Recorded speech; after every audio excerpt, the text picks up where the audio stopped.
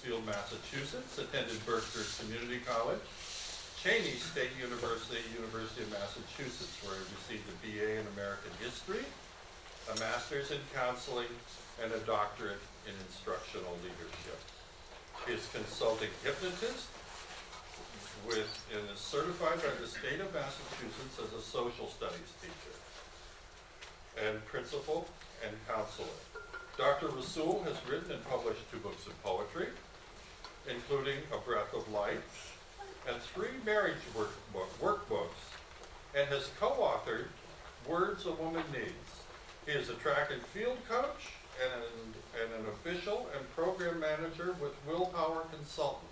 If any of you have ever been to any of our programs, you've probably heard some of Dr. Rasool's ideas and thinking. I think we're going to hear more of it today. Thank you, Dr. Rasool.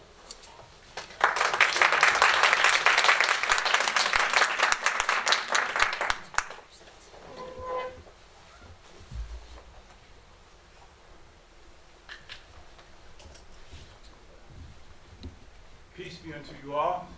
Peace be unto you. It's nice to see you. I always believe that any meeting is propitious, meaning the people who are supposed to be here are supposed to be here. And the people who didn't make it today, they're going to miss. They're going to miss big time. And so my goal today is to have you all take something from this meeting that you can talk to other people about. And also, I would like you all, at some point during the presentation, to be able to say, oh, I hadn't thought about that. And the other thing I'd like you to do is anything that you have some doubts about that just seem to be too fantastic and I just can't go with that, is do the research and check it out.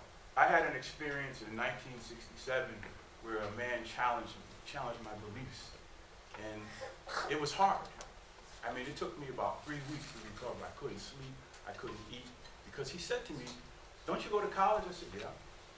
He said, you call yourself intelligent? I said, yeah, I guess so. He said, so why don't you prove me wrong? The only problem was all the research I was doing was proving him right. And it was hard, because he just took out my foundations. He just took them out. So I had to almost start all over again. So then I'm thinking, because I finished high school, and I'm going to college now. And I'm saying, that's pretty rough. I'm talking about K through 12, when people just lie to me, K through 12. Now, I am going to say some things that are sweeping generalizations today. We all know that there are exceptions to the rule.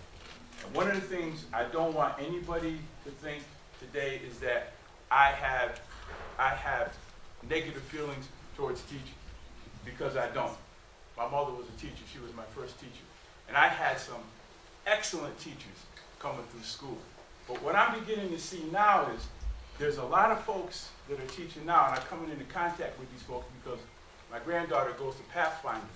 And I'm trying to figure out how they hired some of these clowns. Because, these people just, I can't fathom it. I was attempting to talk to one of the teachers yesterday, and he wasn't hearing anything I was saying. First, I started to get a little put off by it. Then I said, I'm just too heavy for this guy. That's what the problem is. He can't get with me because I'm just too heavy for him. So I said, now how can I break it down, make it basic, so he could understand? And I said, you know what? I ain't gonna do that. I ain't gonna do that. And what the discussion was is, she didn't do an assignment. So I said to her, you have to learn how to complete assignments. Well, if you don't do the assignment, you don't get a grade. Understandable. So I had her do the assignment and give it to him, because what I wanted him to do was say, okay, I can't give you credit, but I'll look at it. So now she gets the A or the B, he brings it back, see what you would have got. If you had completed the assignment. Now you can't get it. But he didn't, when I was trying to explain to him, I said, maybe we can work together on this. He didn't get it at all. Well, you just can't give her, I can't give her credit, I can't give her credit. All that military crap. So I said to her, this is a great time for you to understand how this system works. It's called survival of the fittest. You didn't turn in the assignment, you don't get a grade, and this quantifinia says, that's it, end of story. So I said, don't plan on getting any kind of life lessons from these people, because they're not not capable. You want life lessons? You got to come home and see the doc. So I passed a photograph. I wanted to open things up with that photograph because I've been coaching for, it's going on like 43 or 44 years. And I had my first opportunity at Taconic High School in Pittsfield. And we were successful. For 2 years, we were city champs, undefeated for 2 years, county champs, inter-county champs. And it was the beginning of my coaching career. Now, the young man who's in the photo, his name is Cheyney State. He used to go to Amherst Regional. And I coached him late 90s, early 2000s. Now, he pulled a hamstring muscle. He was triple jumping one day and he pulled a hamstring muscle. So he didn't have time to heal. By the time we got to the Western Mass Championship, he went over the first hurdle, too much pain, he had to stop. And he was in tears. I said, guess what? It ain't over yet. It ain't over. I said, you're still going to do some good things. I said, all you got to do is hang in there. Well, I didn't get to see it because when he left the high school, he went to New Jersey to go to prep school. And that was the picture that you're looking at. He won the Mercer County Championship in the hurdles. And on there he says, I was bringing it like you taught me. And we used to have a saying back then that you got to bring it. You got to bring it. One of the things that I'm seeing with young people nowadays is they don't want to put in the effort that it takes to achieve. For some reason, young folks seem to think that things should just be given to them. And it doesn't work that way. And I saw an interesting quote that said, I don't like this thing, white privilege. We could have another discussion on that, but that's not what I'm here to talk about today. But this particular quote said, there are some people who were born on third base and they think they hit a triple. George W. So I said, that's it. That's it in a nutshell. So what happens is, I think a lot of folks, they're just delusional about how this whole thing works. And I think it's interesting because as I look out into the audience, I see people who are at most all of these presentations. So today, I kind of feel like, as they say, I'm preaching to the converted or preaching to the choir, because I would suspect that probably most of you could stand up and do a presentation too. And at some point, maybe that will happen. But one of the things that George is going to say is, I'm pinch hitting today. I told George and Shen, if something comes up and somebody can't make it, just let me know. I said, give me 48 hours notice. And George was apologizing because this was 2 weeks ago. He said, I'm sorry, it's such short notice. I said, hey, I always keep something in the pocket. I'm ready to go. Because I don't get out much. And so when I do get out, I have to make my impact, because usually I'm not invited back again. So I'm gonna do my best today, and then there's a disclaimer. The things I'm about to say today do not necessarily reflect the views of the church or of the organization. Because I used to teach classes at the School of Human Services at Springfield College, and I told the classes, they used to laugh when I said it. I said, listen, you better take advantage of me. I said, I got some things that I can help you with. And take advantage, because I don't know how much longer I'll be here. Because they have these things called evaluation that the students do. But they're not really evaluations. It's a popularity contest. So Dr. Rasool isn't giving A's and B's, he's a tyrant. I had students say to me, why do your standards have to be so high, Dr. Rasool? Why can't we settle for mediocrity? You said that. Yes, a student. And so my response was, look at me. Do I look like I have a mediocre cell in my body? Look at me. Well, you know, why can't you look at content? Why do you have to correct the papers? Look at all the red marks. And I said, hey, I went through the same thing. But see, what I didn't tell them, because I didn't want to crush them, was you didn't have either. You didn't have content or. So the next time it was time to assign classes, nothing was in my mailbox. Next trimester, nothing. Next trimester, nothing. So I've been on hiatus for about almost 2 years now. But that's just the way it is. That's the way it is. It's about putting behinds in seats. It's about making money. It's not about education. And I think maybe there might be some pockets somewhere where that's happening, but I don't know where that is. The other thing that I found out was there's two types of education. There's formal education. It's when you sit in a chair, all regimented and whatnot, and have somebody in the front of the room giving you information, what they call banking. And then there's informal education. That's the education we got from our parents, peers, friends, people in this room. I was in a video store. I'm checking out, man standing there. The topic of the Korean War came up. I don't remember how it started, but he said to me, he said, do you know why we were in Korea? So I read some things, but I want to hear what he has to say. I said, I've read some things, but I'm not sure. Talk to me. So he started telling me about tungsten. He said the Korean War was about tungsten. I said, well, I'll be damned. Here we go again. It's about the resources. It's about the resources.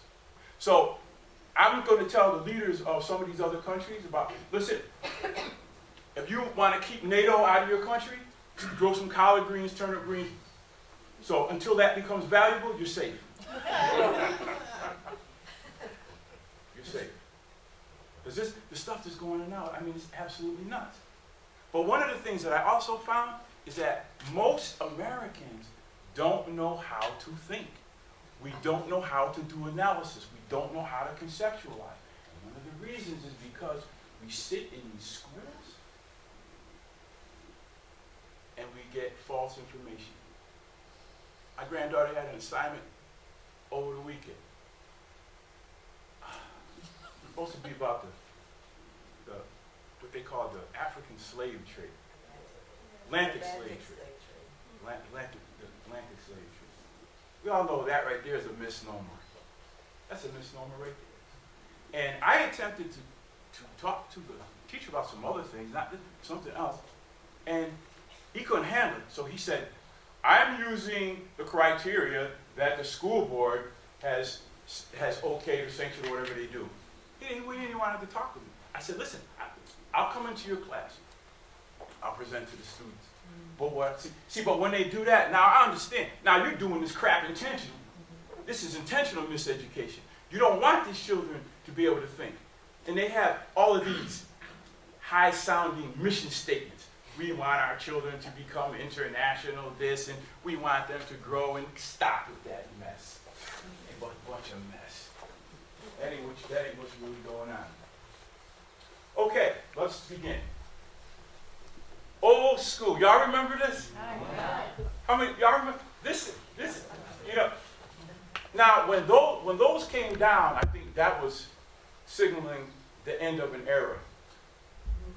The end of an era. Yes. Because now you see young folks, they print.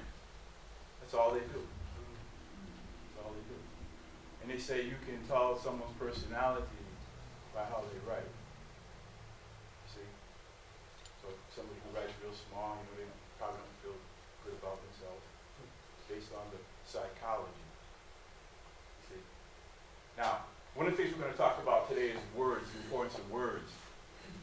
And one of the words is psychology.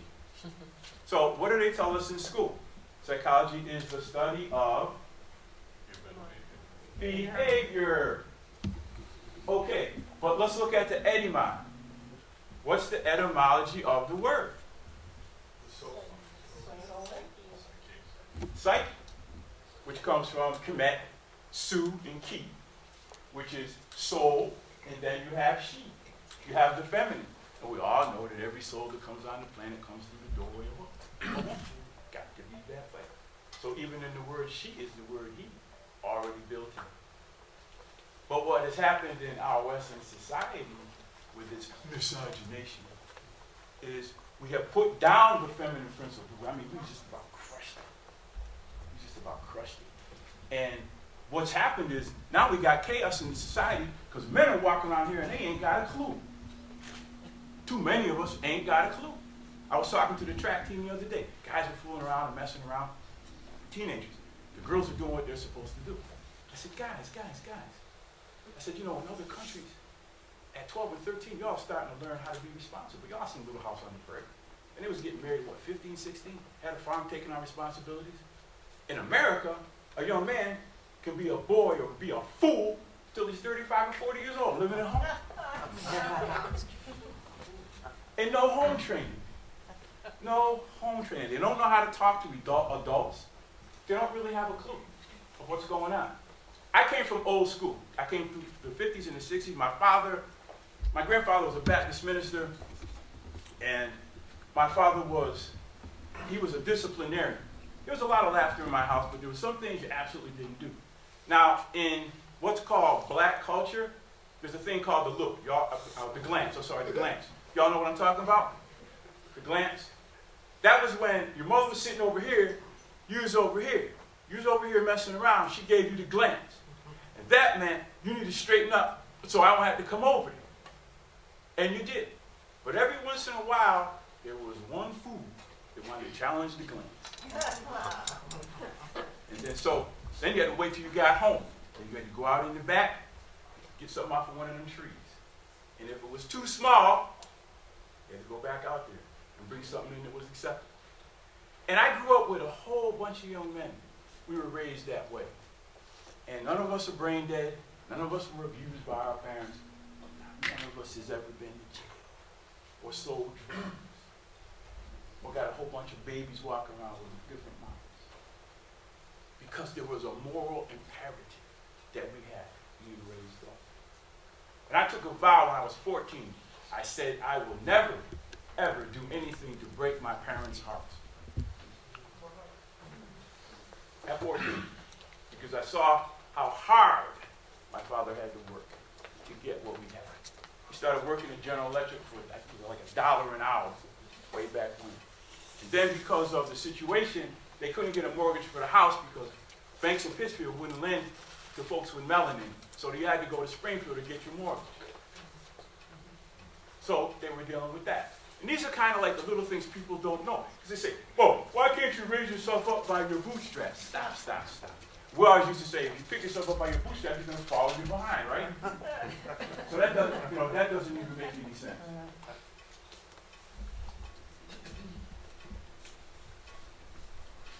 Let's talk about the good news. With all the negative news there is in the press.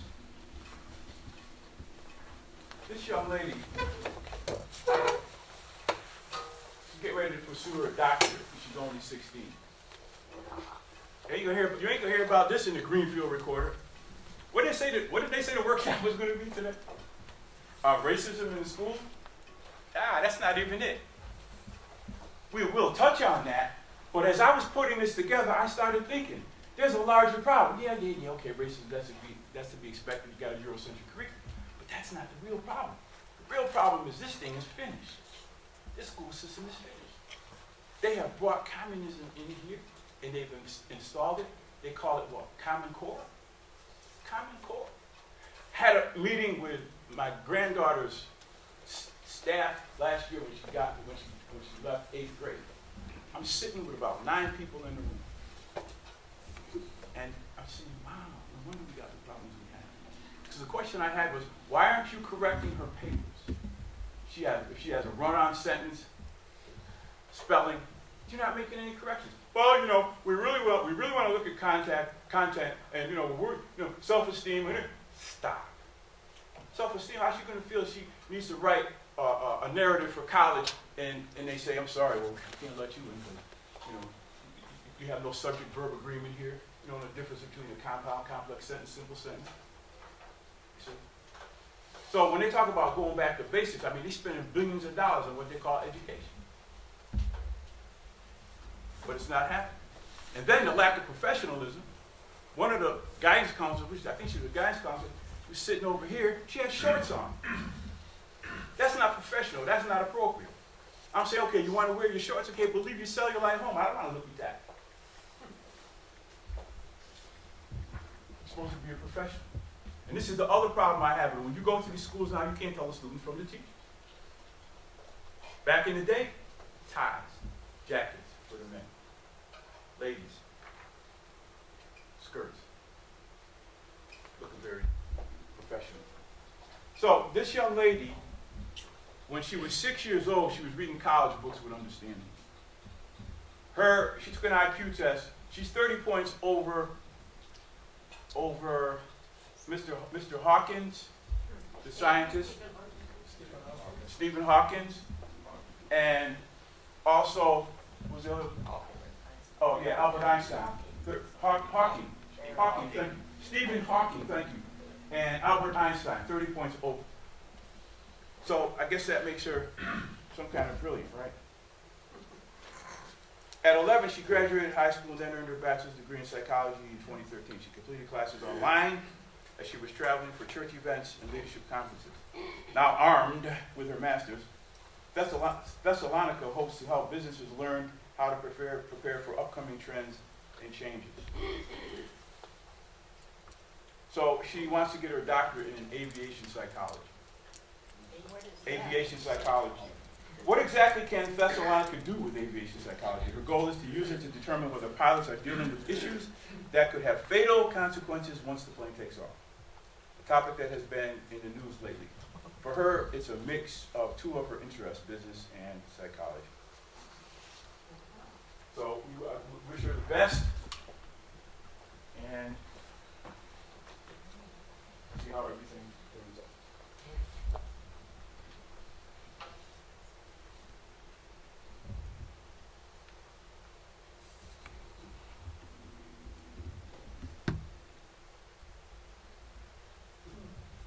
And this is one of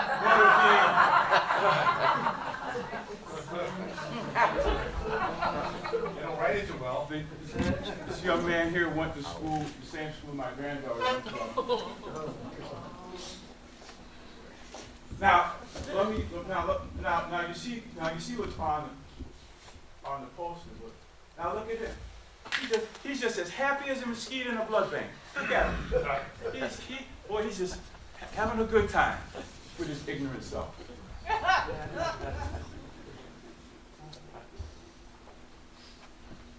Now, I'm being facetious and making those kind of comments, but on the other hand, as they say, at the end of the day, this is a sad situation. Because he's a victim too. And this is what I was thinking about when I was putting this whole thing together. Okay, yeah, I get it. Racism, white supremacy, yeah. But this system affects everybody.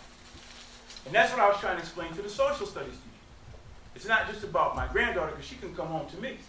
But what about the rest of the students that are walking out of there with that information that you've given them? It is not that it's incorrect, you can lie to them. How are you going to do that? How are you going to do that?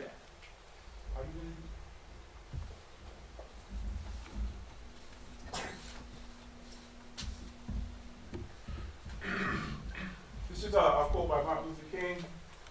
Rarely do we find men who willingly engage in hard, solid thinking. There is an almost universal quest for easy answers and half-baked solutions. Nothing pains some people more than having to think. Down in Georgia. He also said, when you lose sight of what matters, you are not alive. When you lose sight of what matters, you are not alive. You see all these movies now with what they call the living dead or the walking dead and all of that stuff. That's what they're talking about. Except what they've done, they've made those people out to be monsters and all that kind of thing. But this is actually who's walking around. These are the folks that are walking around. People don't want to think.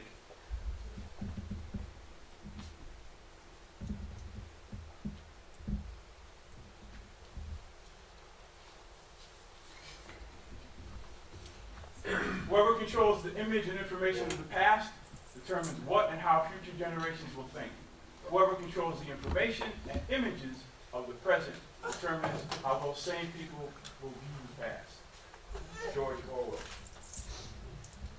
Well, I'd like to do a little exercise on the flyer. I asked everybody to bring a pencil and a piece of paper, and I need you to do this little exercise. There's paper and pens here if anyone has a pen.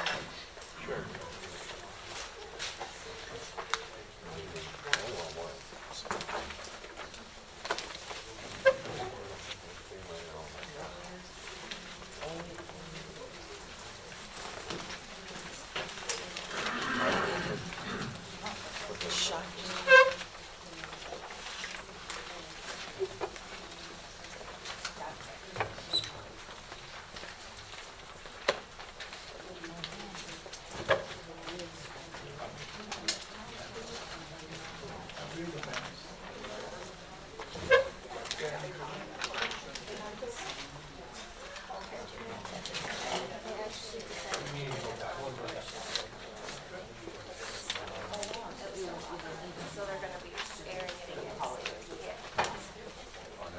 Yeah.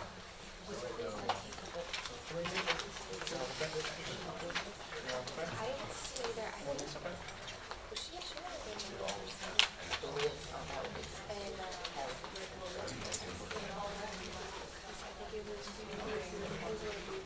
If you've already seen this exercise or done it, please bear with me. I need you to choose a number from 1 to 10. If you can do it, there's gonna be a couple of stages to it, so you might want to write it down.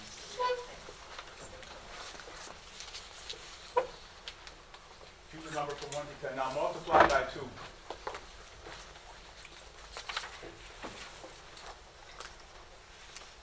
Add 24.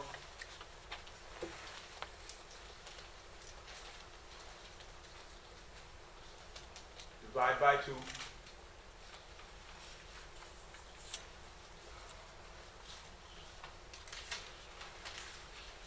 Now subtract the original number.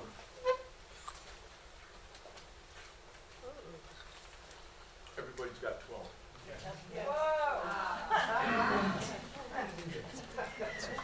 Is there anybody that doesn't have 12?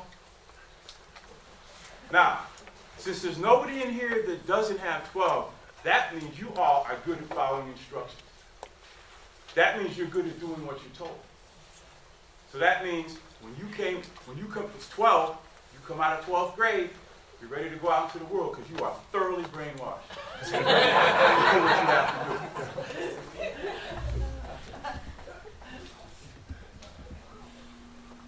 You didn't get 12?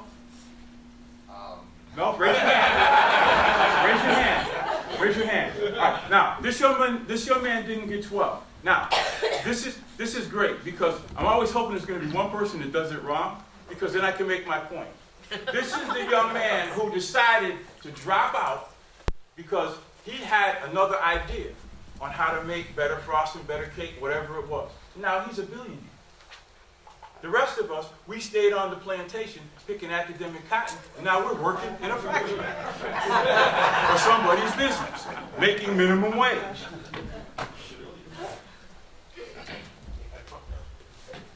Okay, what was the first thing that I said to you all? What was the first thing I said? I said choose, right? Choose. So, you have a choice. How do you feel when you have a choice? Don't you feel independent? You got it going on, right? I have a choice. Then what did I do? Then what I do? Yeah, because when you go to college, you have a choice to go to college. They admit you, but then what's the first thing they do? You have a program of studies. Now you got to start taking the requirements and whatever else it is to get out. So the reason everybody's got 12 is because it's my system. It's my system. Yes. Yeah, because your last instruction was to take away my choice.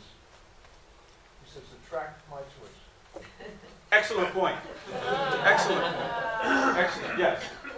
I made a mistake.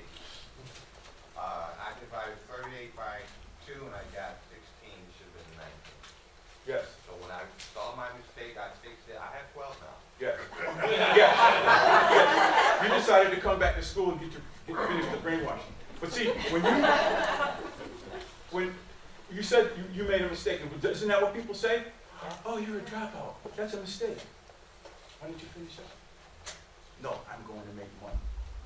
I'm going to make money. And so we sit in college. What is it? The average debt now is $35,000 a year? Yes. I came up with a different number thinking about it afterwards. We all made the assumption we were going to choose a whole number. Mm-hmm. I chose 5.1 and it didn't come out to 12. Right. So that was the assumption. We all sort of rely on these whole numbers that we Yes. experience in life. Yes. Yes. And so that's an excellent point because that's an increment. And so what's between the numbers? You got the whole number. Now, I believe if you do a half, if you go 0.5, I think it'll come out with a 0.5. But anything less or more than that, like 0.6, 7, 8, 9, it won't work. I think that's how it goes. Okay.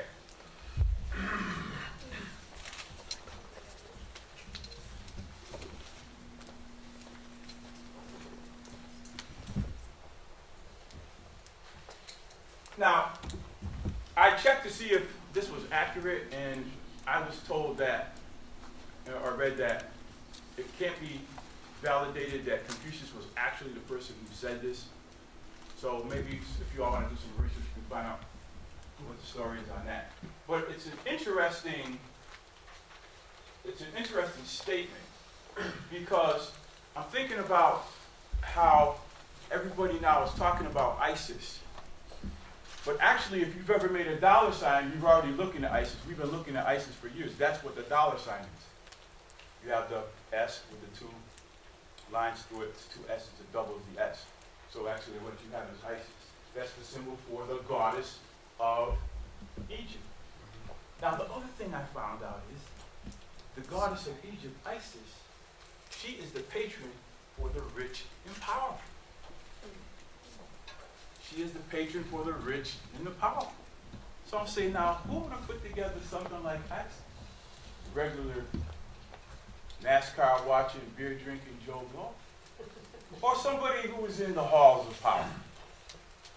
Now the latest is NATO and the United States they're running out of bonds. They don't, and so when you start to look at this whole thing, it is such a scam. They never even thought about getting on the case until Mr. Putin went in there and started doing what he did. Because he said, look, you all got bases all around my country. He said, we have 2 bases outside our country. We have bases all around my country. I'm not letting these ISIS people, they ain't coming up my way. We're going to take care of these rats right now. So if we have some time, we'll talk about that a little bit more. But I want you to, as you go through your daily chores, is check out signs and symbols that you come across in your daily life. I mean, they're around us, they're everywhere. I mean, they're just everywhere. And a lot of times we don't really think about it because we're busy and we're doing other things.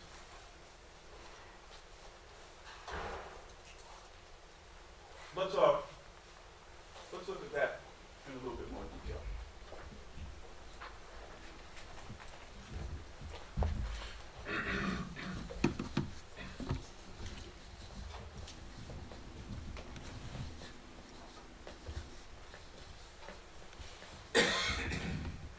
Relationship. Anybody want to break that down for me? Anybody have Latin prefixes and suffixes? And they don't teach those anymore either. You got to go online if you want to find prefixes and suffixes. We used to learn Greek prefixes and suffixes and Latin prefixes and suffixes. All right, so what we have here is we have re, which is again.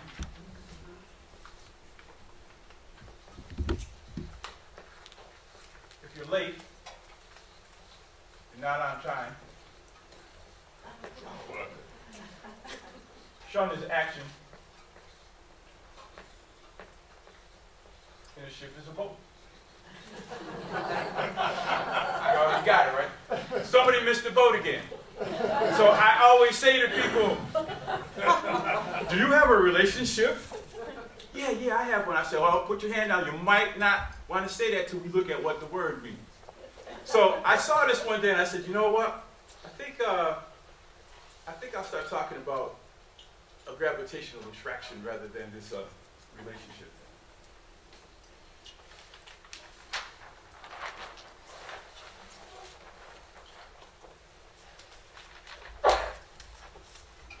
Uh-oh, George.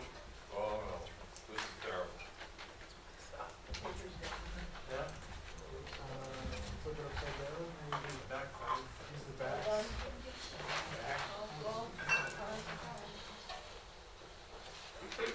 There we go. This is the kind of technical assistance I can do.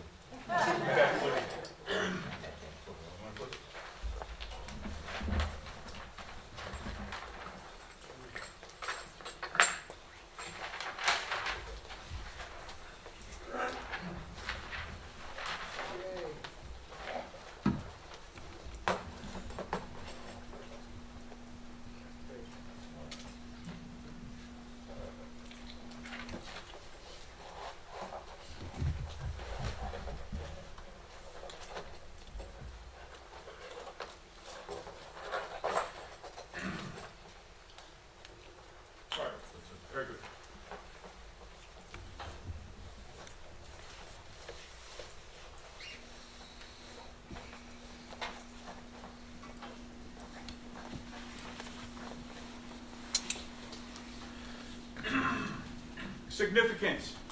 Someone want to break that one down? Significance. Talk about the significant other. My significant other. Sign if I can see.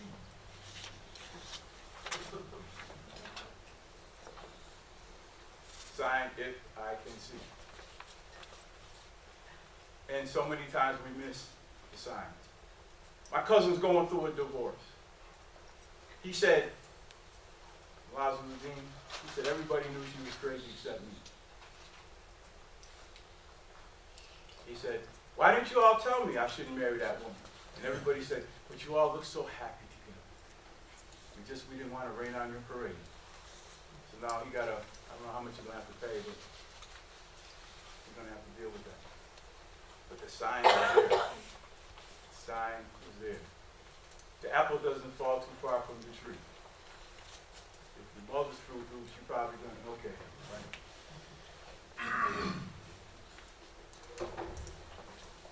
Disappointment.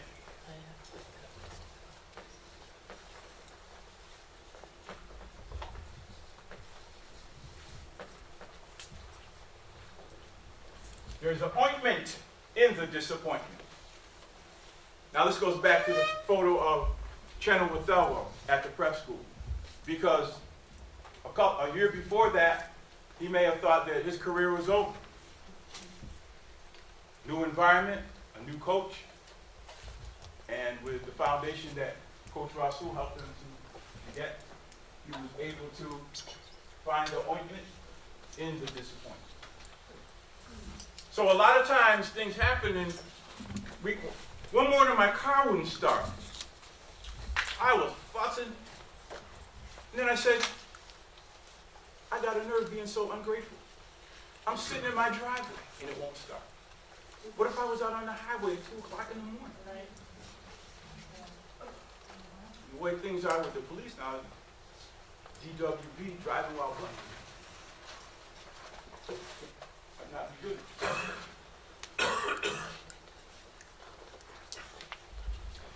One.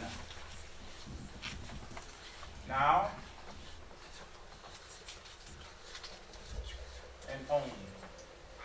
One now own. You want it, now you own it. So what you gonna do?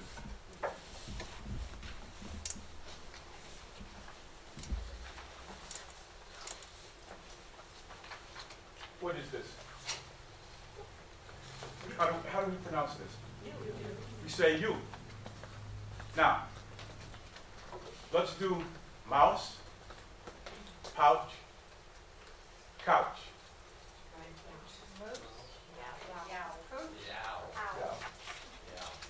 Yow. You is the only word that is both what? Singular and plural. So it sounds like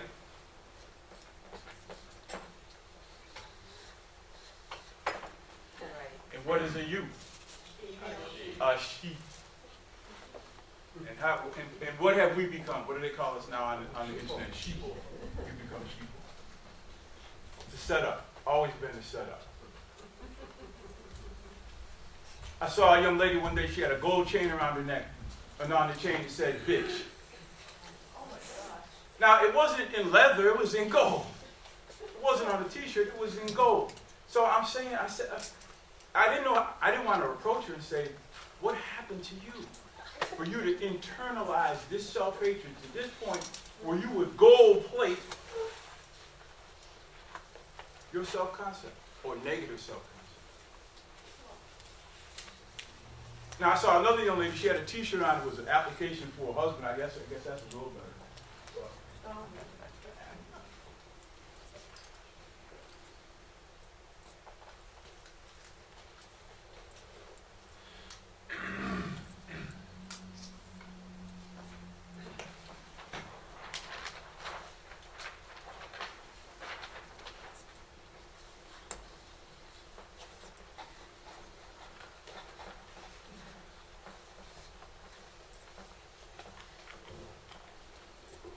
Days of the week. of y'all seen it already, right?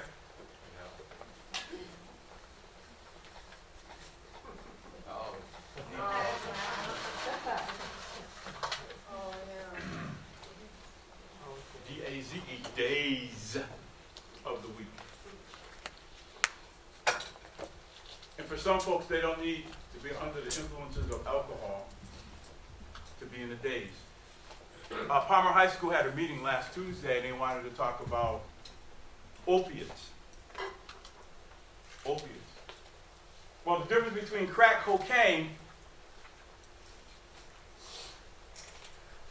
and Ritalin is one molecule.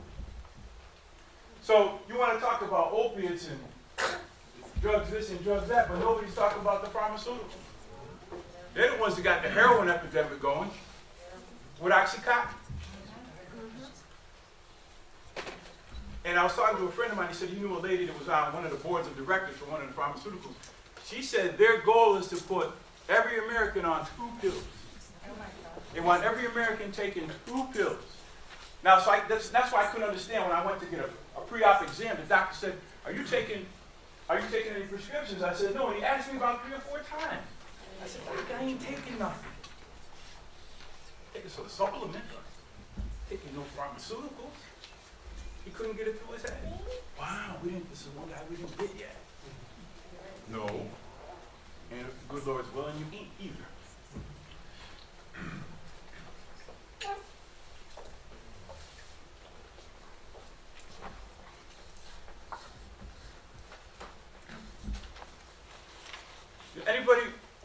Anybody ever see 101 Dalmatians?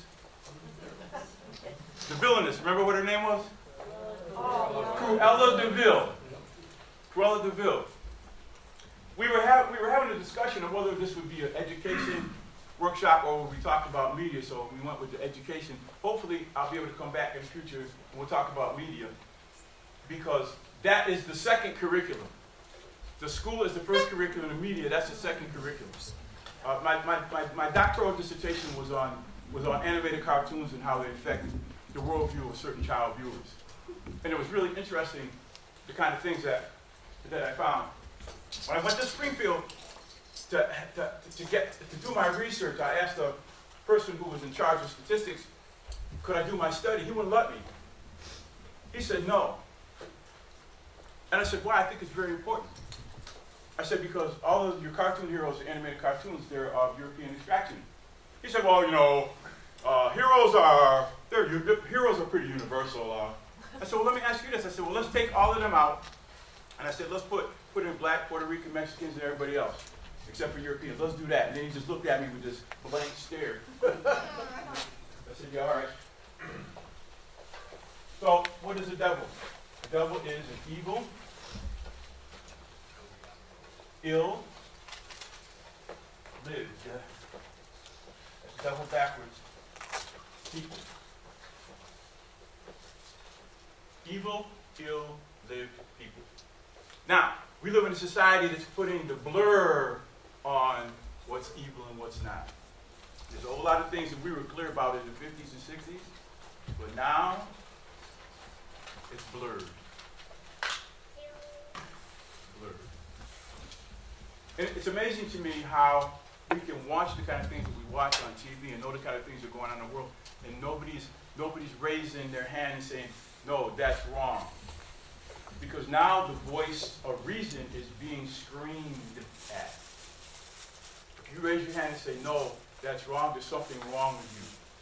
So now falsehood has become truth, truth has become falsehood. Everything is convoluted. It's been turned upside down. What I want you to do, since this is the Christmas season coming on, I want you all to check out Santa Claus, the sleigh, and the reindeers. I want you all to do some investigation research on the symbolism. I think you'll find it very interesting. And I'll give you a hint. Sleigh, then S-L-A-Y, sleigh. He's able to fly through the air. He's very fast. Jabba the Hutt, bringing some bells here. You see? Unchecked appetites. Little band of black around his waist. White beard, ancient knowledge. Oh, I mean, the symbolism is just amazing how they look. And we've been looking at it all of our lives and we don't even have a clue what's going on.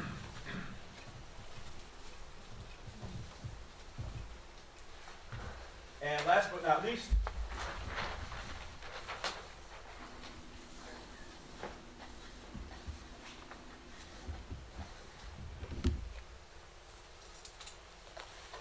teach. And the word teach is each. That should be the goal of every teacher, to reach each. Oh, well, you know, the classes are too big. 30 pupils, that's too many. I used to have, one year we had 125 girls on track team. 125. I think 90 stayed, 80 or 90 stayed. It's mostly 7th and 8th graders. And you talk about a range of personalities. I dealt with it. Some of these teachers having problems. I'll come in and do it. I'll come in and work with them. I love young people. Because when they do things, I can instruct them. It's a teaching moment. And I can make excuses for them. Old people, I try to stay away from old people. Oh, goodness gracious. Make me feel old. Complaining all the time. Tired, this, that, and the other. I was teaching a class one day. It was a social studies class. And there was a young lady. I was standing here and she was sitting over there. She was daydreaming. She was looking out the window. I said, oh. Uh-oh. Like she was bored to tears. I'm saying, so now I could have took the traditional method and loud talked her, put her on Front Street in front of the rest of the students. Pay attention, pay attention, pay attention. So rather than do that, I just walked over to her and I bent over, I stood beside her. She was Puerto Rican. So I said to her, where are you now? I said, you're in Puerto Rico, aren't you? You're on vacation. I said, you're eating mangoes, you're sitting by the ocean.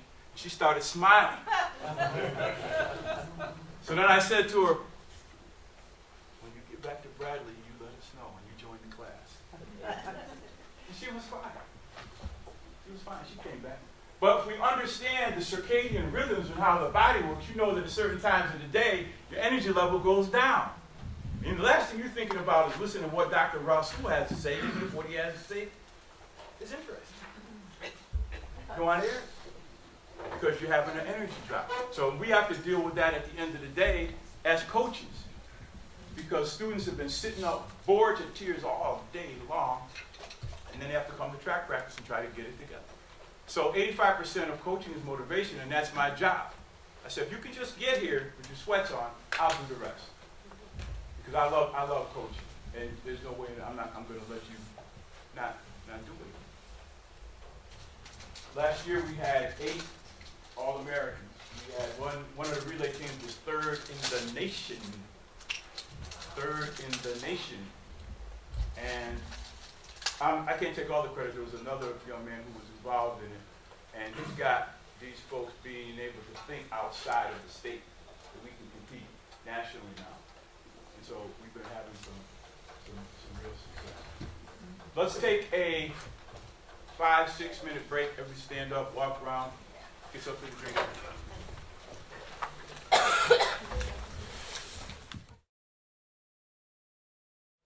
This is a mission statement from one of the school systems.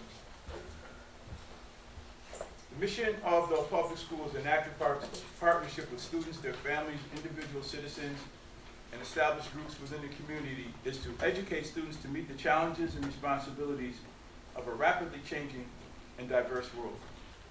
We recognize that every child is deserving of equal opportunities to maximize his or her potential, and we encourage all students in their pursuit of excellence.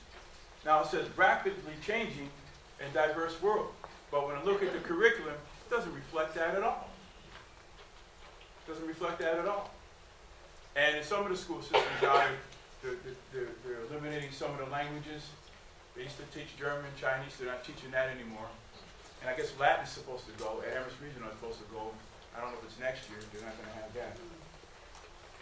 It says that the curriculum is a continuum of learning that emphasizes literacy and numeracy skills. Skills learned within the content areas will be applied by students in authentic situations. Students will be able to think critically, solve problems, and communicate effectively in their environment. We expect students to be socially responsible and develop respect for themselves, peers, and citizens in the world. Students will be able to use a variety of resources, including the latest tech and technology, to deepen their acquisition of life skills to become lifelong learners. And I'm not sure how technology is going to help somebody deepen their acquisition of life skills. Life skills come from listening to your grandmother and your mother and father. You're not getting that from technology. So this right here is, more of that claptrap. One of the people that I would strongly recommend that you check out is Charlotte. Anybody want to talk about Charlotte? Isovic.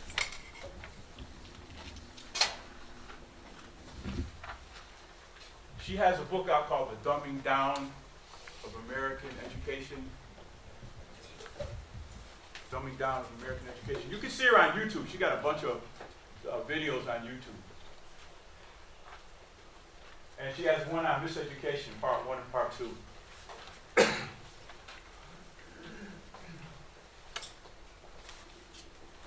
She worked in the Reagan administration. She was what they call a whistleblower. She ran out with a bunch of folders. She got fired. She's the one that pulled the covers off of this whole United Nations communism thing with the school takeover and the curriculum. Because I used to be on a local level, the school board. Now the dictates come down from the United Nations. And I always find it interesting, it says, you see bumper stickers say, support our troops. They haven't been our troops since Clinton. People don't know that?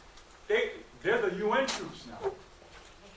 They're the UN troops. They work for the UN. They work for NATO. They don't work for the United States of America. They work for the corporations. They've always been. There's another person that you can look up to. His name is Smedley. General Smedley Butler. Right. I'm not sure if it's EY or not. Smedley Butler. Yeah, General Smedley Butler. Oh, he is general. He was. Yeah, you're right. Okay. Yeah, thank you. General Smedley Butler.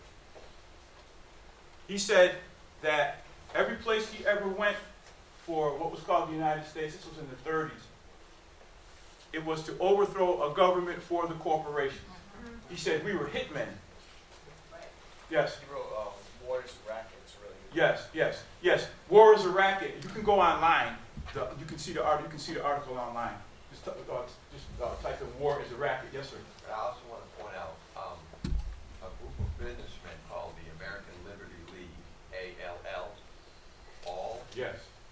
They tried to recruit him Yes. to lead a coup against Franklin Roosevelt in the 1930s. Yes. Now you all remember a few months ago, General Patriots and a whole bunch of folks, like 40 of them, they cut them loose. Y'all know it was getting ready to go down, right? Yeah, another one. When's the last time anybody's ever been concerned about how many girlfriends the general has? But that's what they wanted to do. They want to bring him on charges of adultery. I was doing a class at the School of Human Services, and I mentioned the word adultery, and people said, well, Dr. Rasool, what are you talking about? Nobody knew what the word was. These are young people probably in their 20s. They said, well, it's cheating, right? I said, no, you cheated cards in Monopoly. I said, adultery, that's capital punishment. Back in the day. Capital punishment. So they just don't even have a concept of it, because the images of right and wrong have been blurred. I mean, it's okay, right? It's okay, as long as nobody sees you. It's okay. Okay, this is what we have is the little schoolhouse. And outside the little schoolhouse is a Prussian flag. And it seems that you all already have some background. A year after Napoleon's amateur army defeated the professional forces of Prussia at the Battle of Jena in 1806, German philosopher Johann Gottlieb Fichte delivered his celebrated address to the German nation. In essence, he told the Prussian people that forced schooling, in which all would learn to obey orders, was the only way for Prussia to rebound from this most ignominious defeat. Modern compulsory schooling began in Prussia in 1819, the first time in human history that education was foisted upon a nation by force. The goals were simple: obedient soldiers to the army, subservient workers to the mines, submissive civil servants to the government, compliant clerks to industry, and citizens who thought alike about major issues. The results were no doubt pleasing to the Prussian ruling elites. Industry boomed and warfare was successful.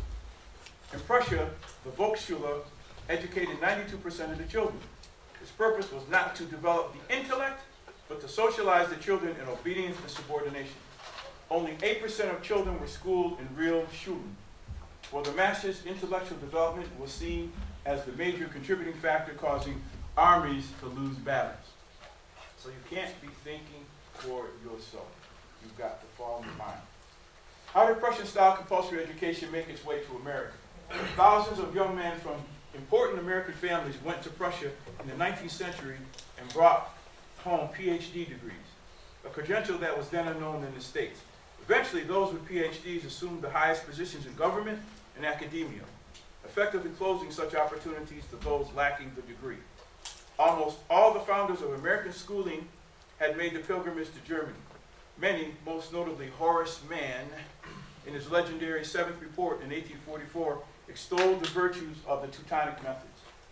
In 1852, the famous Know-Nothing Massachusetts legislature rammed through education by compulsion. Within 50 years, state domino after state domino fell in line, ending school choice and creating a vast government monopoly. By 1889, U.S. Commissioner of Education William Torrey Harris was assuring railroad magnate Collis Huntington that American schools were scientifically designed to prevent overeducation from occurring. In 1896, John Dewey at the University of Chicago said, "Independent, self-reliant people were a counterproductive anachronism in the collective society of the future." Dewey went on to assert that in modern society, people would be defined by their associations, not by their individual accomplishments.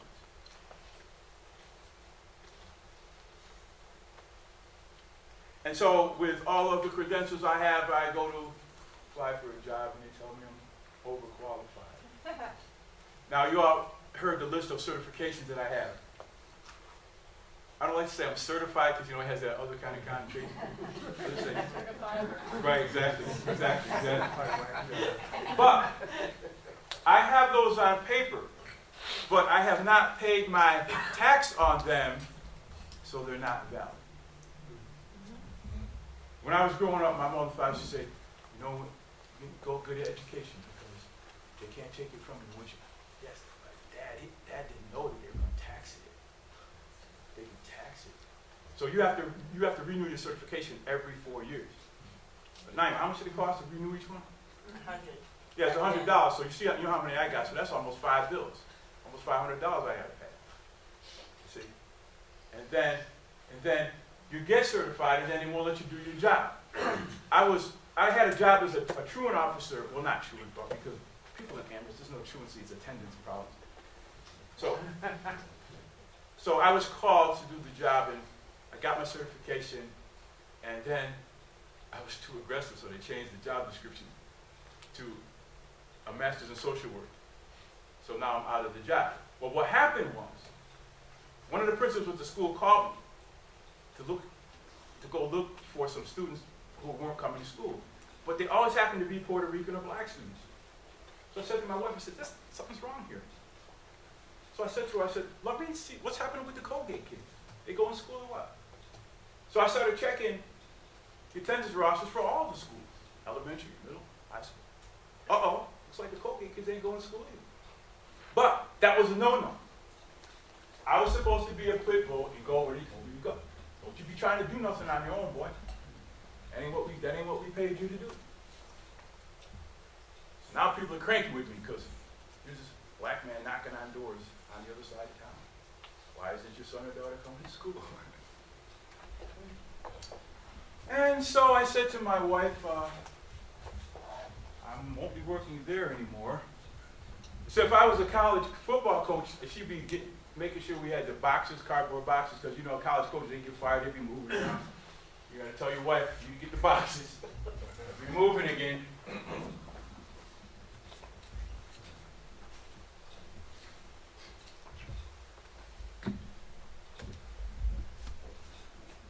Okay, now, this is part of what's happening with compulsory education.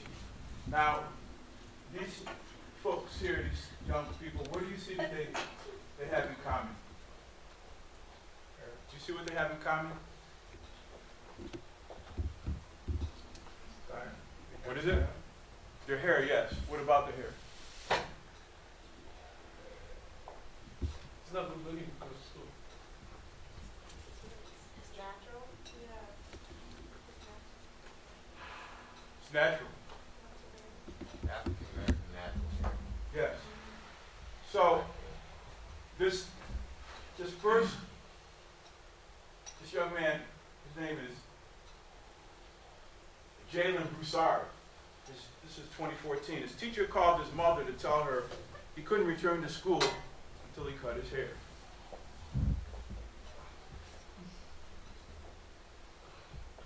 See, you know what's interesting about this? I keep telling people, I said, y'all don't understand, this thing is on lockdown now. You know, there's some schools where you can't bring lunch from home, you have to buy the school lunch. I'm telling folks, this thing is on lockdown. They're locking us down. This whole thing with 9/11 was never about Muslims and Islam. It was about locking this thing down. Welcome to Bolshevik USA. And this whole thing with the police and all of this stuff, they are also killing people who are classified as white, but they're not telling you that in the paper. Because if people know that, then everybody can get their heads together. So wait a minute, they're killing you, they're killing me too. We need to.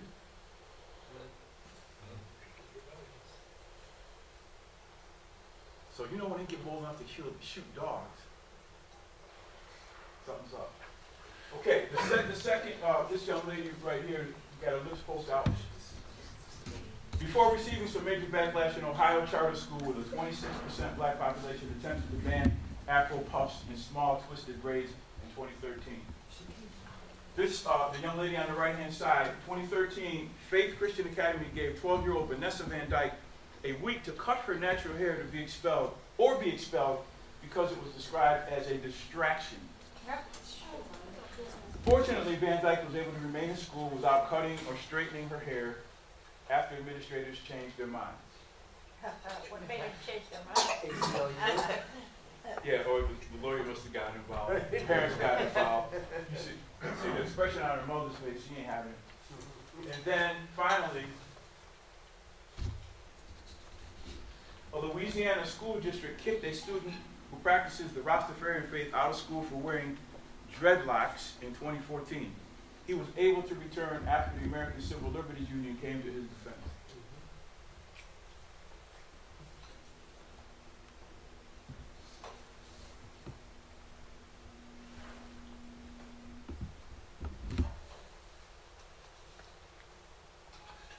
So what we have here is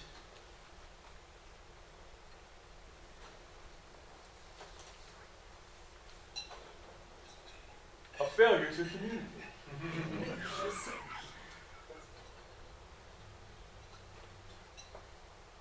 You know, I always thought it was interesting. I've been to presentations, and we're in an edifice that on Sundays, people worship their Creator. So we got this thing in our society called separation of church and state. We're saying, okay, what are we talking about here? We're talking about the separation of the spirit from the state of mind. Is that what we're talking about? What are we talking about here? Because if you don't have in Chinese medicine, they say all disease starts with a disease of the spirit before the physical disease comes. So if somebody is depressed, then it starts to take a physical toll on them. A lot of women have 2 boyfriends, Ben and Jerry. And Ben and Jerry are 2 feel-good guys. You get a pint, a quarter, whatever your pleasure, and it takes it all away. It takes all the whatever it is, the sadness, or whatever it is. Makes it away. So we fix our eyes not on what is seen, but on what is unseen, since what is seen is temporary, but what is unseen is eternal. So the heart is the repository for those things. Everything we hear goes right in, right to the heart. You hear the old people say, listen to your heart and not your head. Listen to your heart and not your head. My first interest, told my mother, brought her home to meet my mother. My mother said, I don't think this is a good idea. I don't think you need to marry this person. Oh, but I got good. What's happening? Should have listened to her. Should have listened to her. Mothers know. Mothers know. So, where do we see this manifested? This is an article by Tim O'Shea. It's called Why Americans Will Believe Almost Anything. In America, conventional wisdom that has mass acceptance is usually contrived. Somebody paid for it. These are examples of things that we've been told. Pharmaceuticals restore health. Vaccinations bring immunity. The cure for cancer is just around the corner. Menopause is a disease condition. When a child is sick, he needs immediate antibiotics. I never could understand that one because anti is against, bio is life. And now there's a problem because they've been shooting it in the animals, the chickens and the cows and everything. So now it ain't working. Now it ain't working. When a child has a fever, he needs Tylenol. Hospitals are safe and clean. America has the best health care in the world. Americans have the best health in the world. Milk is a good source of calcium. You never outgrow your need for milk. Now, in 1986, I got in trouble because I told the members of the cross-country team that they should leave milk alone during the season. And the other coach told me, he said, hey, leave that alone. Don't tell him. I said, okay. So when he wasn't around, I said, look, let me tell you about the casein enzyme, and we just go on with that. I am so tired of these kind of people. I'm just so tired of them. I'm trying to help these young men in relationship to their health, and this person is telling me, no, go let him drink the milk. So I used to tell him, I said, okay, do an experiment. Drink a glass of milk, wait an hour, and then go out for a run. What happens? And they told me right away. They said, coach, it starts coming up. I said, yeah, because of the casein enzyme. Human beings can't digest that stuff. It wasn't designed for us. It was designed to put 500 pounds on a calf in a year, or 1,500 to 1,000. Mother's milk builds a brain, cow's milk builds a body. Vitamin C is ascorbic acid. Aspirin prevents heart attacks. Heart drugs improve the heart. Back and neck pain are the only reasons for spinal adjustment. No child can get into school without being vaccinated. The FDA thoroughly tests all drugs before they go on the market. Well, that's a good right. Back and neck pain are the only reason for spinal adjustment. Pregnancy is a serious medical condition. I got in trouble one day because I said men should be out of gynecology. Oh my goodness, a woman jumped up and she went ballistic on me. I said, wow. Wow. But that's my opinion. I said, that doesn't mean it has to be that way. I said, that's just my opinion because all I ever heard is horror stories. A friend of mine's wife, she was a coolie dick. Having a baby. Doctor said, you need to hurry up and have this baby because I got to be on the golf course in an hour. That's why I said they need to be out. Only a woman could understand that. I don't care how much empathy and sympathy they think they have. You get your hands out of here. Look at you, a female practitioner. Cold, heartless. Then I understand they would wash their hands and stuff. Chemotherapy and radiation are effective cures for cancer. Well, we know about that one. When your child is diagnosed with an ear infection, antibiotics should be given immediately, just in case. Ear tubes are for the good of the child. Estrogen drugs prevent osteoporosis and menopause. Pediatricians are the most highly trained of all medical specialists. The purpose of the healthcare industry is health. HIV is the cause of age. AZT is the cure. There's some others here, I won't go through them. The point being is that this kind of thinking is perpetuated in the schools. I was talking to a substitute teacher at Amherst. She used to be a language teacher there. And she said she told the class that there were alternative cures for cancer. Principal came down on like a ton of bricks. She said, you can't say that, you can't say that, you can't say that. They put her on suspension for like 2 weeks. She couldn't sub. And I had the person who was calling the subs, this was back in like early 2000. He said, I need to talk to you, I said, what's up? He said, listen, I'm gonna tell you something. I said, well, don't tell anybody. I said, I'm cool. He said, the principal told me not to call you anymore to sub. So I already knew what the deal was. Students were learning. I was challenging them, going to class. One young lady, both her parents thought that, she said, that was the best class she ever had in the school. Me? Hello, Lisa. Hanging. But like I said, I like young people. So they know that when I walk into the classroom, they feel the vibe.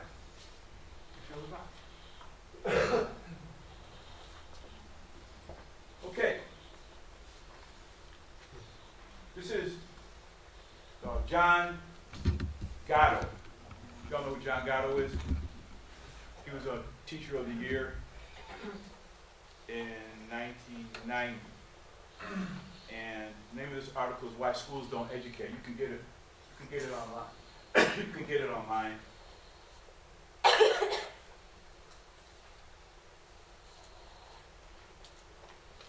So one of the reasons they don't educate is because it maintains the present arrangement of power. It maintains the present arrangement of power. So what we need to look at is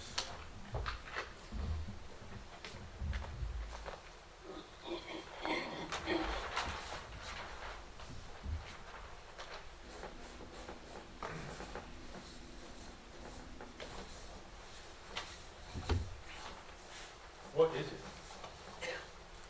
So we have E is out of, or to bring forth, Duco is to lead, and shun is to action. So education is supposed to bring out or lead out of us those characteristics, attributes, those talents, the genius that was put in us by our Creator.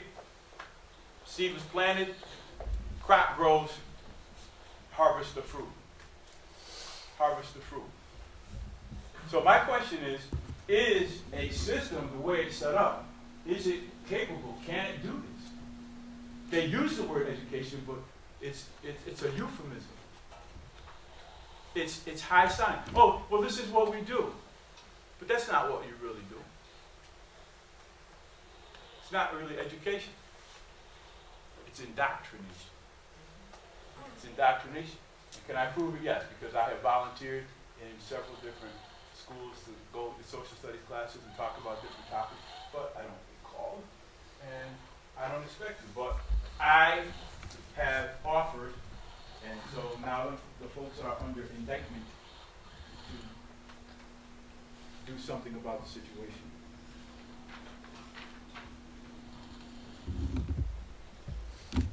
Mr. Gatto says, the truth is that schools don't really teach anything except how to obey orders. This is a great mystery to me because thousands of humane, caring people work in schools as teachers and aides and administrators, but the abstract logic of the institution overwhelms their individual contributions. Although teachers do care and do work very, very hard, the institution is psychopathic. Now that's heavy, because a psychopath is what? Is somebody who knows the difference between right and wrong, but chooses to enjoin the wrong and forbid the right. They know the difference between right and wrong.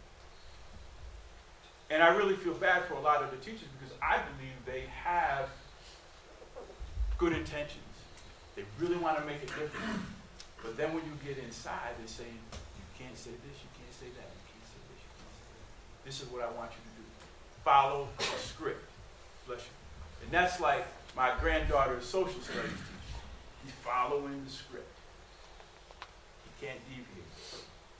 So I said, well, look at here, man. I got some information for you. I can help you. You don't have to tell anybody you got it from Dr. Rasool. You can present this and get your award, Teacher of the Year, and all of that. I don't want any accolades. I'll be, as in Star Wars, I'll be the Emperor with the hood up behind the scenes, behind Darth Vader. I'll be the Emperor. It has no conscience. It rings the bell, and the young man in the middle of writing a poem must close his notebook and move to a different cell, where he learns that man and monkeys derive from a common ancestor. And there's more to this article, and you all can look it up and check it out on site.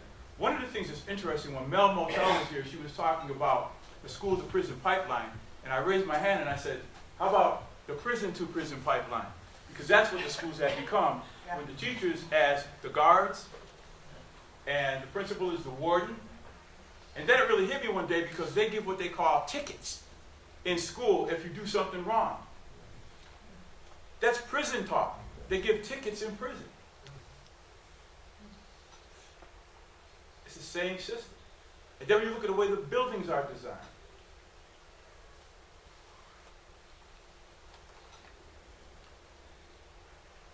One more point. Schools were designed by Horace Mann and Barnes Sears and W.R. Harper of the University of Chicago and Thorndike of Columbia Teachers College and others to be instruments of the scientific management of a mass population. Schools are intended to produce, through the application of formulaic human beings whose behavior can be predicted and controlled. So that's why a lot of folks are moving towards charter schools, religious schools. And I was listening to a man named Umar Johnson. He is a nationally certified school psychologist. And he said in 20 years there won't be any public schools. He said that it's going to go to charter schools, then the charter schools are going to start charging tuition. And he was talking to black parents. He said, what are you all going to do? Are you all going to stand by and miss where your children are going to be while you're at work? You need to start getting together and putting some schools together. He wanted to put an academy, a boys' academy in Virginia, and he's still working on it. He's raising money. People can donate to help him do this. And I guess it's been a slow process to get that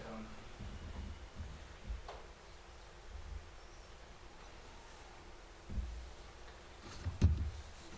This is an excellent quote because this kind of sums up where a lot of us are. And I see this a lot. It says, if you do not understand white supremacy racism, what it is and how it works, everything else that you understand will only confuse you. And so one of the things that I say to people who would be classified as white, let it go, drop it. People will be classified as black, let it go, drop it. We need to meet each other on a human level. As soon as you say white, now you're making yourself superior to me and you're part of that club. I don't want to talk about it. I grew up in Pittsfield with a lot of Italian people. And folks say, oh, well, because they don't want you in your neighborhood, that's racist. No, it's not. It's their neighborhood. Their neighborhood. Especially they see on TV, y'all be selling the dope. They're thinking, okay, soon you come in the neighborhood, you a dope dealer. Don't be coming around here trying to see my daughter either, because we don't play that. Even though Italians have the highest rate of sickle cell of the Europeans, but I mean, had something in the tree. Something's in the tree, and plus they like watermelon too. They eat a lot of watermelon. So my question is, what do they know that we know? You see? If you go to Italian street festival, a lot of watermelon. But if you know about the health benefits of watermelon, you understand why people, you see? So those people that were laughing at us about, yeah, boy, I bet you like watermelon. I said, yeah, I saw a man walking out of the store one day. He had two items. He had a big hunk of meat, and he had a little box of X-Lax. I said, yeah, that makes sense. That makes sense. Because what do they say? By the time people leave out of here, they have something like 25 or 30 pounds of impacted material in their colon. Meat, milk, and all that stuff. You need to go get a colonic. So when they say something, when they talk about somebody's full of doo-doo, that's right. They be right. They be right. You're right.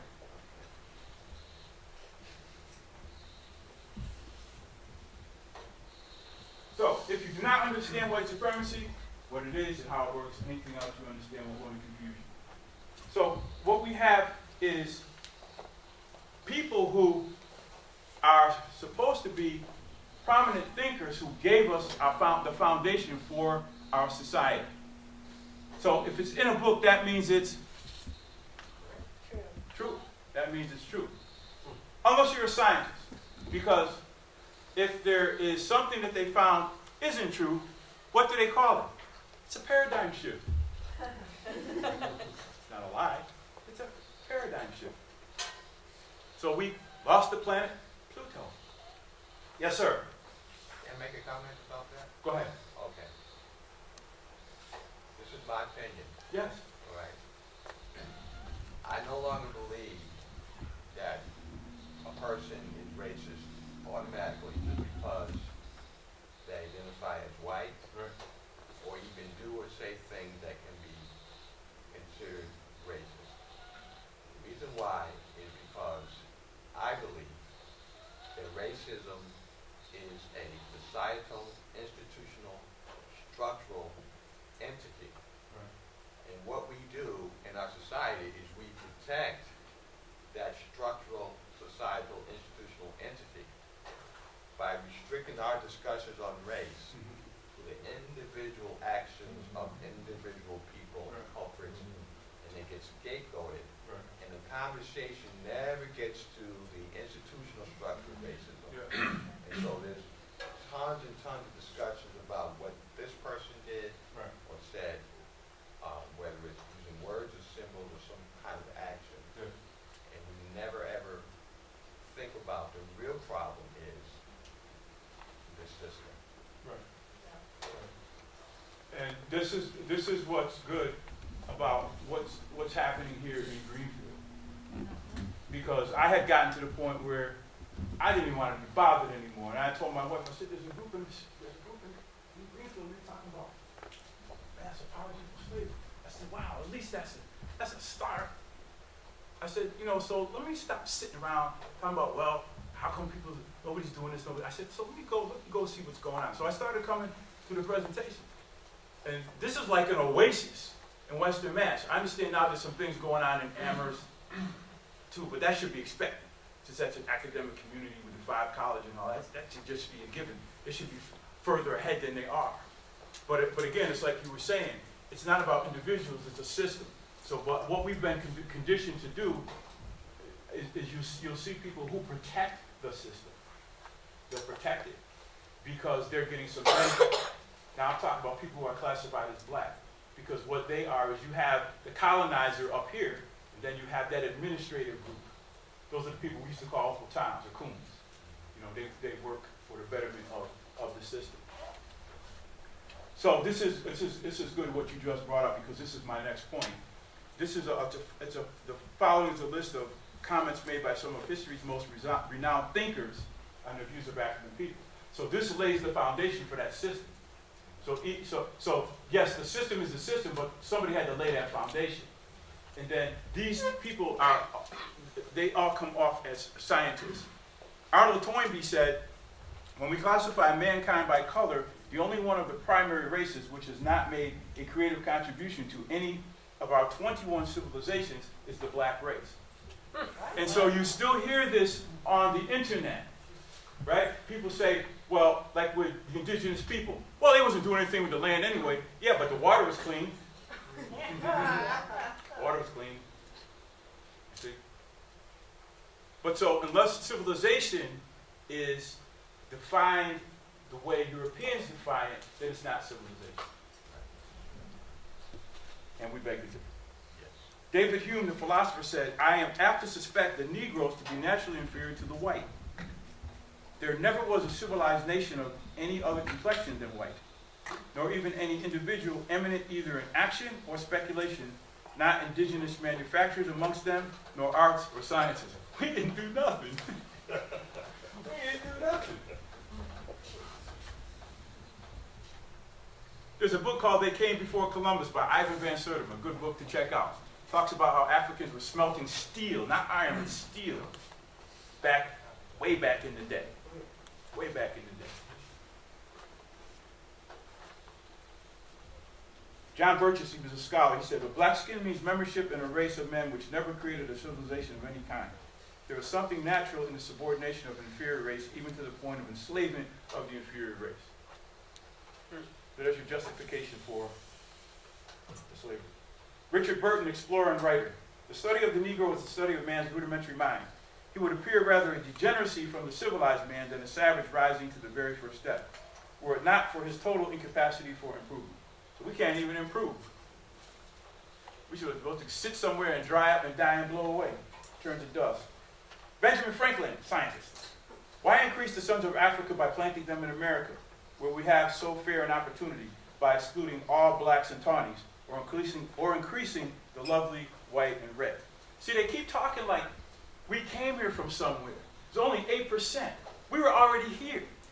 We were already here. The Washita Moors were here for 10,000 years or more. So when they talk about indigenous, they try to separate us out. The red man and the black man. No, we all family. We're all family. What you want to do is go on YouTube and type in the Gullah Wars. The Gullah Wars. Gullah Wars.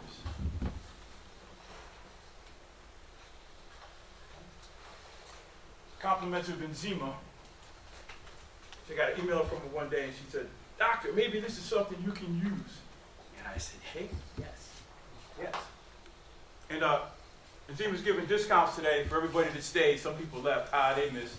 So she's giving discounts at my suggestion. Yeah, I have to pick up the balance on all of that. So. But please patronize it because she gives a percentage to the organization.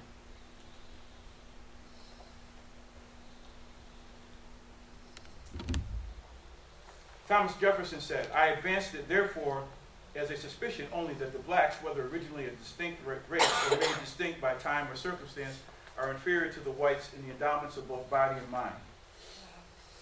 But he didn't feel that way about Sally Hemings.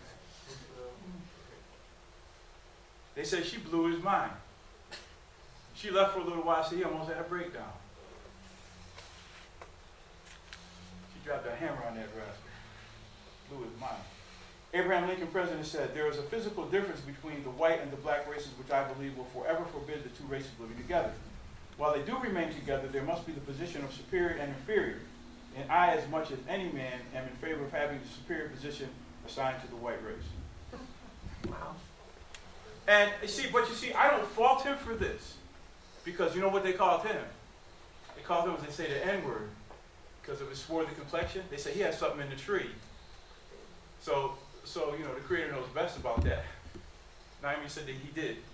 Yes, according to what I read, his mother was mulatto. His mother was mulatto. But don't come out in there. Right? Okay, this is the one that's really interesting. Henry Berry from the Virginia House of Representatives. "We have, as far as possible, closed every avenue by which the light may enter the slave's mind. If we could extinguish the capacity to see the light, our work would be complete. They would then be on the level of the beasts of the fields, and we then should be safe." Oh my God. Wow. Wow. If we could just fix it so they can't even see the light. Now, you want to see this manifested? All you got to do is look at rap videos. And you see it. Young women with no clothes on. People glorifying guns, shooting each other. Got the bling going on. In track and field, we used to have a thing called the jewelry rule. You couldn't wear jewelry. And we were at an officials meeting one time, and there was a man sitting in the back of the room, and he would have been classified as white. And he said, it's prejudice, he said, against black people. I said, oh yeah, how's that? He said, because they wear a lot of jewelry. I said, but how it started was they made a rule for all sports, but track was left out. So football, somebody raised their hand and said, what about track? So then we had to. Now, let me show you how this works. We were at the Reggie Lewis Center in Boston. One of the girls on our team, she had just had her hair cornrowed with beads. You already know where this is going, right? An official said she can't run with those in her hair. Because it makes her faster? What is it? Say it loud, Because it makes her faster? Faster? Right? If we fall down on the track, someone could Okay, now this goes back to what you were saying before. Supporting the rationale. You have to come up with something. What do they call that? That's a stretch, right? They call that a real stretch. You know what cornrows look like. Well, Yeah. but you ever dance with the woman and have her hair slap you in the face? I mean, the beads can be... Except she didn't have them hanging down. They were back. Yeah. But anyway, so some people say, wow, that's racist, isn't it? Guess what? That same day, it just so happened, there was a European American girl who had the same thing. I watched her grandmother sit in the stands and take those beads out of her hair, and the girl was crying, sitting there crying. I said, and you guys say you're in this for the young people? You couldn't give them to a pass for the day? So I told the young woman who was on our team, I said, listen, I said, if you want to run, let them DQ you. I said, we talked to your mother and father. I said, we get a lawyer, we do something. I said, let's do it that way. So she wanted to take him out. So they took him out. Now, here's the irony of it. This same man, I don't know if you know, I remember, when I was inducted to the Mass State Track Coaches Association Hall of Fame, he was there. So when I got up for my acceptance speech, a lot of people talk about themselves. I don't want to talk about me. Because I looked out and they said the MIAA officials were there and the Mass State Track Coaches officials were there. So I said, oh, I got an opportunity. So let me take advantage of my opportunity. So I said, I have a wish list. I said, the first thing I would like to see done is for us to get rid of that damn jewelry rule. And then I told them the story. I don't think this guy, I don't know if you remember it or not, but he just kind of looked at me. But anyways, after it was all over, he wouldn't give me I tried to give him a hug, and he was like that. I said, yeah, it's fine, I got it. But I know who you are. But the jewelry rule did not include watches for the long distance. Oh, good point. The jewelry rule did not include watches. Now, help me with this. If you go to Walmart, which department do you go in to buy a watch? The jewelry part. Thank you. So you see how it works? Because the majority of the people who run distance are not. So they made the exception. We went to a track meet. This is before the watches were exempted. They were included at one time. Went to a track meet. One of our girls won the mile. Coach waited till it was over from the other team, and he said, oh, she's disqualified because she had a watch on. Nothing I could do. Because I missed it. I can't keep up with everything. I said, the watch. I said, you got to remember, take your watch off. But he could have let it slide. But I've seen coaches, they will do whatever it takes to win. And we used to win a bunch of championships. And I remember after the track meet was over, we would be walking out, there would be maybe 2 coaches that would shake my hand out of 15 or 20. The rest of them just walk out. Man. But what I did was, because this is how I am, I have my heart, I just have a big heart. I said, call me, I will help you with your teams. Because he keeps saying, what is it you guys do there? I said, it's not a secret. I said, call me, and I'll help you with your team. My phone's got cobwebs on it. They don't want to call me. I don't know if it's ego, pride. But if somebody was whipping me every year, I'd say, hey, look, hey, come over here. Don't let nobody know I'm talking to you. But what do you do? I want to know.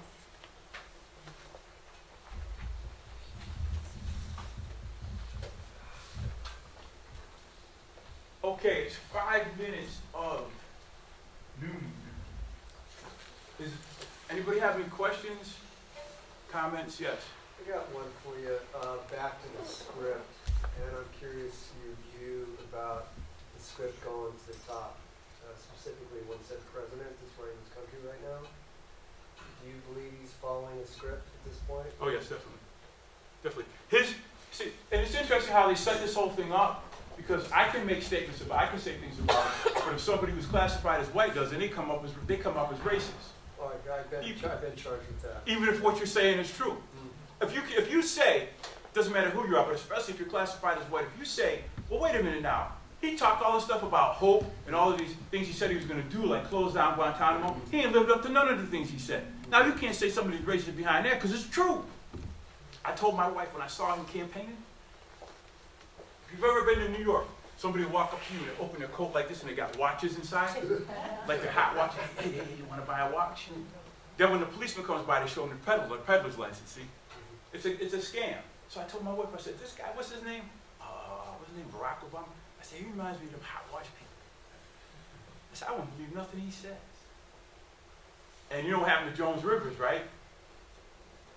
Y'all remember what happened to Joan Rivers? Yeah. Do you remember the statement she made a couple of weeks before? Yes, she said Obama's wife is too tall and beautiful and glamorous to be a woman. She's a transsexual man. She said she was walking up the stairs. Joan was walking upstairs. She said, stop, don't get excited. She said, she's a tranny. Everybody knows it. And she kept walking. And I said, oh. Then when I heard, like a few weeks later, she was supposed to go in for some kind of biopsy or something, and now she's deceased. I said, oh.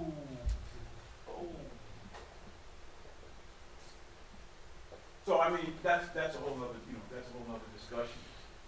But folks, folks don't want to talk about it. They don't want to talk about it. But you see, one of the things they keep saying about Obama, they keep saying he's Muslim. What's the first thing he did the first week he came in? He ordered a drone strike in Pakistan, kill up a bunch of Muslims. So you're a Muslim, come on. But this is a game that people want to play to keep us at each other. In the pharaonic system, one of the ways that Pharaoh maintained power was by pitting factions against each other. And Lord knows we have too many factions here. Right here in Greenfield. Yes. Yes. But as I say, when it's all said and done, everybody's catching it. But people think they got a little bit, they got a little bit more than somebody else, so they're doing fine. Yes, sir. Do you believe that racism as a system has a purpose, or do you think it's just pure insanity? It's a little bit of both, I think. I think in order to perpetuate it, you have to have something, there has to be something wrong with it. But I understand it in terms of, if the people who set this whole thing up, if they thoroughly believe that if people are classified as black and brown were in charge, we do the same thing to them, then of course you're going to do whatever it takes to survive. But in the annals of history, that has never been the case. There's never been a bunch of African countries that got some boats, got together, went to, you know what I mean? Went to Europe. You see? This whole megalomania thing is not what we do. We had the local little skirmishes and battles that went on, and people took slaves, but it was a whole different concept of it, in terms of the way it was set up. It wasn't chattel slavery. You could become a part of the family, you could work off your debt, you could be free. But I don't think they really understood when they were putting us on these boats what it was going to entail. What it was going to entail. So, there's never been a system like this in the known universe. Never been a system like this. But as we look at history, evil has never been able to overcome good. So at some point it's going to end. I probably won't live to see it, but it's going to end. It has to end. It has to.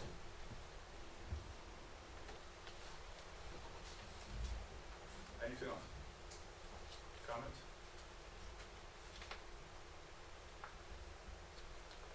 Okay, we have a couple more minutes. I want to present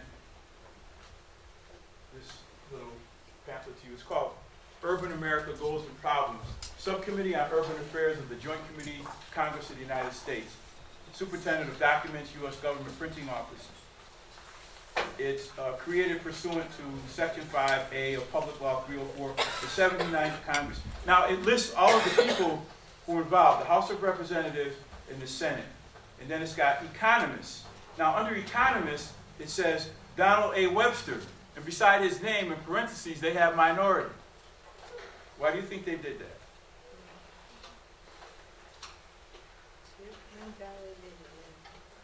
So you want to take it seriously?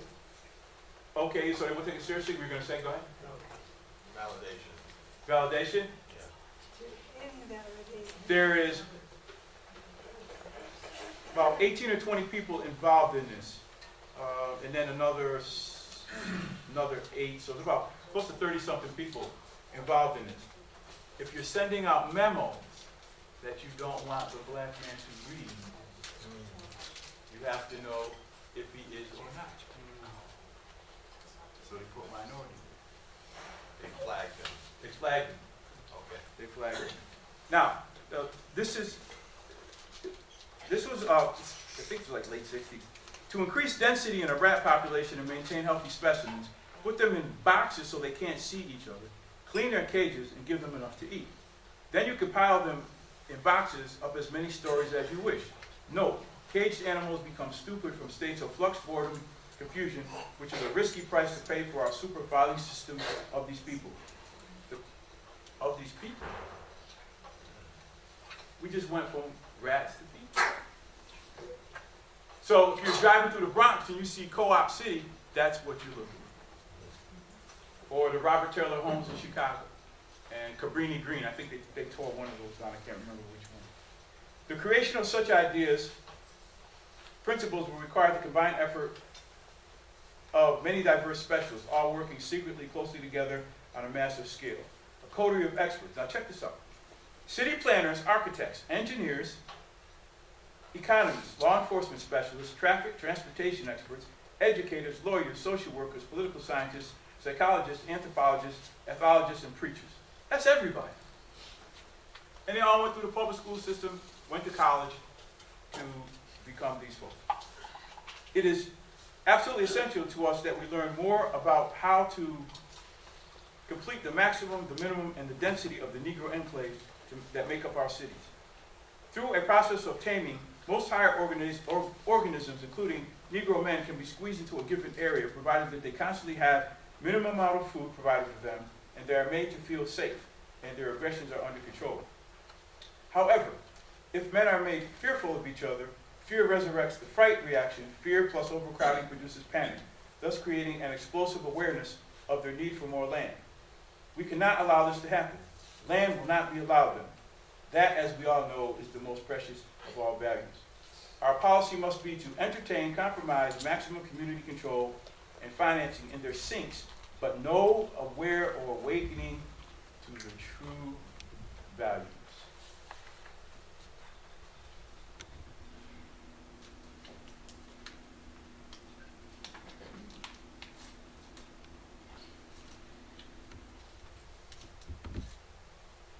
An often overlooked fact is that the lower class Negroes and middle class whites are culturally distinct from each other.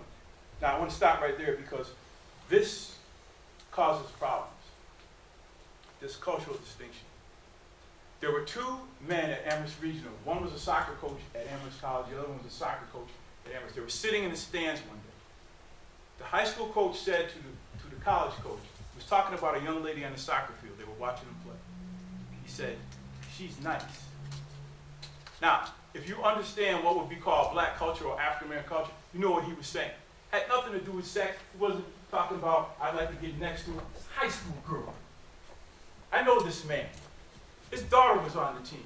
But some parent was sitting in the stands, she heard it, went to the principal, and he got fired. Because this stupid woman didn't understand Ebonics. You didn't know what they were saying. Shut up, keep your mouth shut. You don't know what they were saying. You want to interpret everything. It always got to be sexuality. We always hawking. No. All of us ain't into that. What he was saying was, in N-I-C-E, in 4 letters, one word, nice, he was talking about her proficiency in soccer and her skills. That's what he was talking.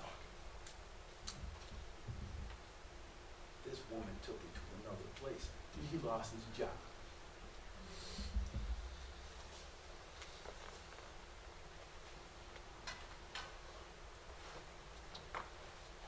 Some Negro spokesmen have gone so far as to say that no white man could possibly understand the Negro. They are right if they are referring to the lower class Negroes. Only those we have trained do we understand. That's me. Because I went through the training. I got all the degrees. But the only problem is I didn't stay true.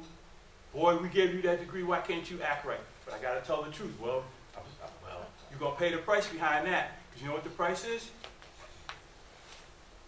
Not having what you need to go to Stop and Shop. That's what the price is. They get them economics, boy. They get them economics. There used to be a game they used to play in the South. They would give a black man an envelope and say, take this to my cousin down the road to help you get a job. So then he would go to the next person, the next person, the next person. So man finally said, I'm gonna look in here and see what's in this envelope. So he looked in the envelope, and what it said on the piece of paper is, keep the nigger running.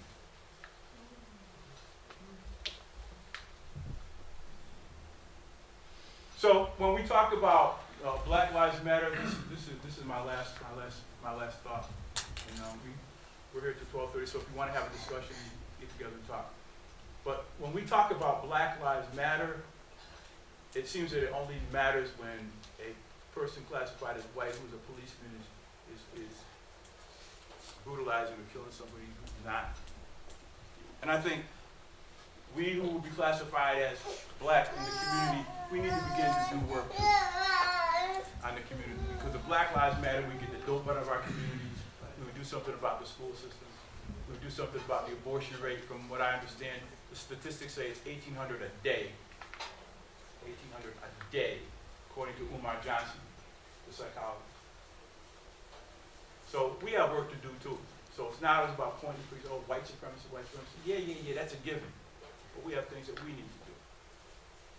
So if we can come together and put that all together, then we can make some progress.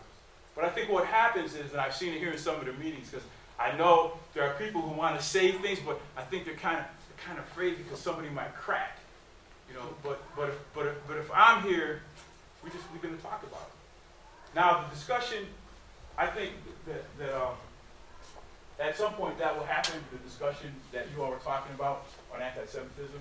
Oh, yeah. Yeah, right. So because I think it's something that we really need to discuss, and because there was so much pushback, it says that I think folks, for whatever reason, I mean, if we just get in the room, we can fuss and argue and go through our changes. But what we need to do is come to a place of peace before we leave. Because we've been together enough now in so many of these presentations, almost like family. You know, we got each other's email phones, some people talk to each other, you know. And I was a little disappointed when the young folks did their presentation, because I said I had a whole bunch of info. None of them got in touch with me. So sometimes I think maybe, I don't know what it is, but I have resources. This is why I'm here. You have to share. This is what we're supposed to do. We're supposed to share. And I really appreciate you all inviting me to come and do this presentation, because I needed to get off of that computer. That's my buddy, the computer. I'm on researching and looking at things. I'm taking it now.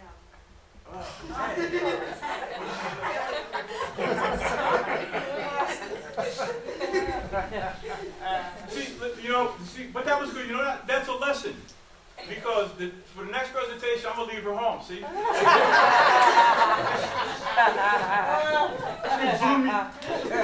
Just blew me up. That's right. I take naps at the computer and I get some of my best sleep there. I confess. And you know how, like, babies don't like to go to sleep? Because, what do you say? Sleep is the first cousin to death.